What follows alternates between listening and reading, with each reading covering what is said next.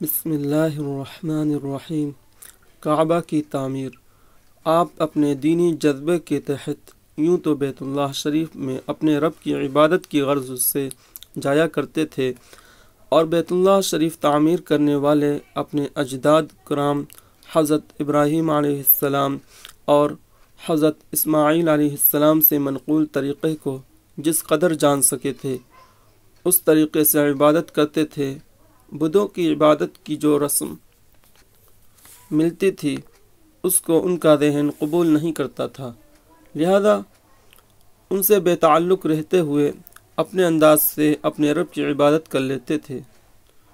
اسی درمیان کعبے کی مرمت کی ضرورت محسوس کی گئی۔ اس کی چھت نہیں تھی، دیواریں بھی صرف قد آدم تھیں، اور مکہ چونکہ نشیب میں ہے اس لیے سیلاب آنے پر سب خراب ہو جاتا تھا، لہذا قریش کو فکر ہوئی کہ اس کو ٹھیک کریں۔ اسی درمیان ان کو یہ واقعہ معلوم ہوا کہ جدہ میں ایک جہاز ٹوٹ کر بیکار ہو گیا ہے۔ قریش کے ایک سردار نے وہاں جا کر قریش کی طرف سے اس کی لکڑی کے تختے حاصل کیے اور ان کے ذریعہ کعبے کی تعمیر جدید شروع کی، اور چونکہ یہ مقدس عبادت گاہ کا کام تھا اس لیے اس میں قریش کے سب خاندانوں کے نمائندے شریک ہوئے۔ آپ کی عمر اس وقت 35 سال کی ہو چکی تھی۔ آپ بھی شریک ہوئے۔ آپ اپنے کاندھے پر پتھر رکھ کر لاتے اور جگہ تک پہنچاتے تھے جس سے آپ کے شانے چھل بھی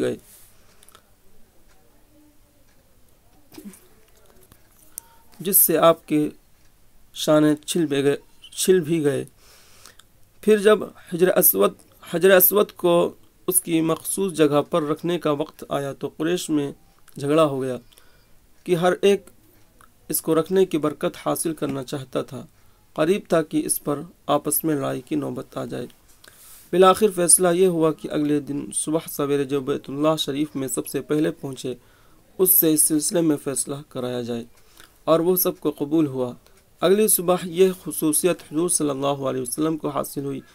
آپ سب سے پہلے وہاں پہنچے تھے۔ آپ کو دیکھ کر سب خوش ہوئے اور کہا کہ یہ تو الصادق الامین ہیں، یہ بالکل مناسب ہیں۔ چنانچہ آپ کے ذریعہ فیصلہ لیا گیا۔ آپ نے فیصلہ یہ دیا کہ حجر اسود کو ایک چادر میں رکھ کر سب مل کر اٹھائیں، ہر ایک اپنی طرف کا کنارہ پکڑے۔